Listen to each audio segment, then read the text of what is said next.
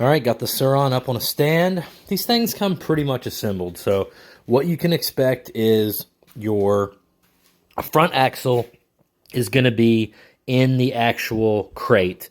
So you're going to have to loosen up these pinch bolts, slide your axle out. But make sure you realize the forks are compressed with a strap. So you want to get rid of that strap first to take some pressure off that axle and make it easier to get out. Also, your rear shock, your swing arm, there's going to be a strap right here. You're going to want to safely release that too, and then you're going to be set up pretty much like this. So there's going to be bubble wrap on everything. Obviously, you're going to take that off. The first thing you're going to want to do is put your throttle assembly. You'll slide it on the end of your bar like this, and then you'll loosen up these clamps. You're going to have to put your bars on. You've got to connect this brake, which you can do after the bars are on. You've got to connect this light. You've got your keys right here.